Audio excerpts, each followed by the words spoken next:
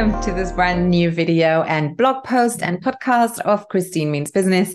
And today I want to talk about entrepreneurial weaknesses. And it's not a topic that should be negative. It is actually a topic full of opportunities and of beauty, because once you get your weaknesses and you can deal with them, there is nothing holding you back, literally. So we're going to look at different strengths and weaknesses of an entrepreneur. The strengths, I kind of already talked about them last week. Today, I really want to look at certain weaknesses that I see happening all the time, and how we can deal with them, and why it's important that you ask yourself the question, what am I not perfect at? What am I not as good at? So the first thing that I want to talk about is that as an entrepreneur, specifically when you're a solopreneur and you have a small business, you will need to learn a lot of things. Usually we have been trained in something very different.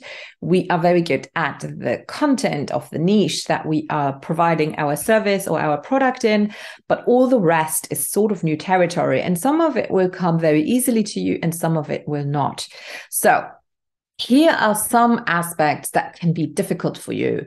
Aspect number one is marketing in general. Marketing is really a talent that you get with practice and with education, seeing what is working in terms of psychology, persuasion psychology, what is trending, and also literally having a hunch and a gut feeling of what works, having a certain aesthetics, understanding the culture, knowing that this is something that speaks to people, knowing how to tap into emotions, knowing the different channels to use. Do you use social media? Do you choose more long-term? Do you produce a video? Do you go to the radio station? Do you focus locally? Do you focus nationally or even internationally? All of these things, and also knowing how to calculate a budget is really important. So marketing is a huge animal that usually companies have a separate department for. But if you are starting out, or if you're running a small business, you will do this in-house, which means you and maybe your virtual assistant, who has actually no business in giving you marketing advice, but who is supposed to transform your ideas into content and into content pieces. So marketing is a huge one that not everyone is good at. And if you are not, I highly suggest that you do make the investment to talk to someone who is great at marketing, who can pinpoint ideas with you, and who can also help you to find the right person to support you with that. Secondly, very close to marketing, to me, one of the most important pieces in business is copywriting. And most people don't even know what it is. Copywriting is all the text that you're writing to convey your message to consumers and to your people. So it is from what it says on your little flyer, to even on your business card, to the text on your website, to your social media text. All of it is copy. And some of us are good at it and some of us are not. To me, for the longest time, it was easy to write copy for my clients. It was impossible for me. But I've kind of changed that ever since I've picked up storytelling for my copywriting a lot more. And also throughout the years, I've taken a lot of courses, written a lot of copy. And so I was able to become better at it. It is still not a strength of mine, but I am getting very quick at it through practice. However, in the beginning, I did outsource this a lot because otherwise nothing would have happened. So copywriting is the weakness number two that I see a lot in people. Number three is that a lot of entrepreneurs and new small business owners are very excited about their new idea, but they're not very strategic. That means that they don't see the milestones that it takes to get to a certain result. It's something that I excel at when I look at businesses. I can look at them, I can listen to the owner sparkling and bubbling and giving me all their ideas, and I see the roadmap straight away. This is where we start. This is what we do. See how excited I'm getting. So this is where we start. This is where we want to go. This is what we need to do. These are the assets that we need. These are the people that we'll need.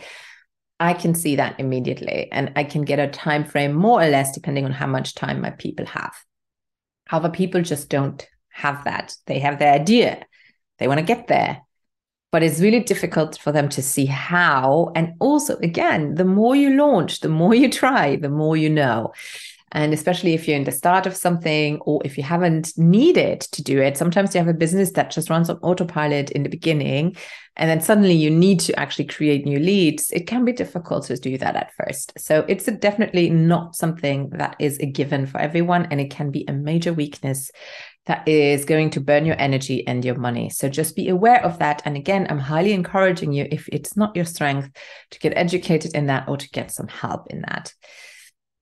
Then another thing is public speaking. Not every business will need you to be able to be a public speaker. Some businesses are, you can just, you sell a product and you let your product do the talk, but whatever you do, at some point, you will most likely need to talk about it.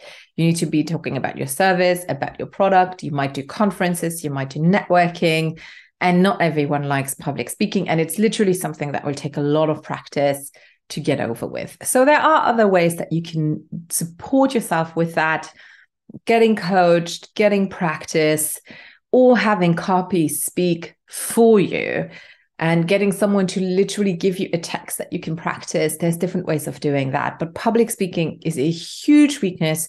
And if you really cannot do it, you have to maybe even find someone who will do it for you, a partner in your company who is the public face, and you will be behind the scenes. That is when ego comes into play, but it's well worth considering it. Then what else do we have? Yes, being a visionary. Being a visionary for me is also not a given. People can launch a business because they have a little idea that they want to promote. They want to maybe even create a movement. But having a bigger vision in terms of what the impact will be, what it will look like, how it's a little bit different from the strategy, in terms of that strategy is really the practical one. Visionary is more of an emotional one, and it's huge. And not everyone has that vision, which makes it difficult sometimes to manifest the energy that you need to pull through, because a journey can be quite long. But if you have that vision, if you can feel that vision, and that is very personal, it can be you retiring with 40, it can be you creating a foundation, it can be you sponsoring schools, it can be all kinds of different ways. But it's also fine if it's just about you buying 5 horses and retiring at a beautiful ranch, whatever you want to do, there's no judgment there.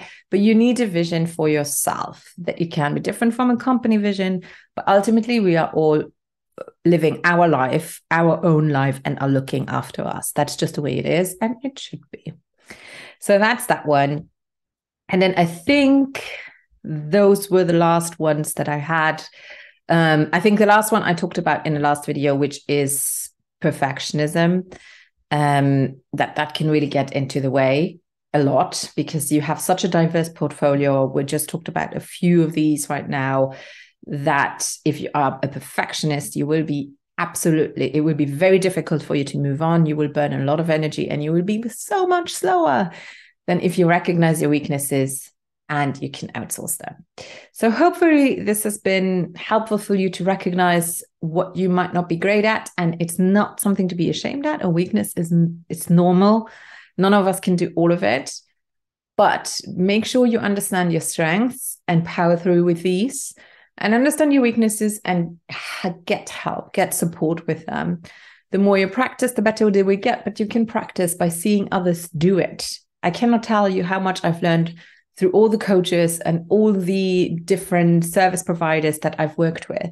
Seeing them work, seeing their results, I learned a lot, and it has helped me to hone my skills and have my weaknesses become a little less weak. And yet I still know when it's time to hand off the torch and give that little element of my business to someone else. All right, so hopefully this has been helpful.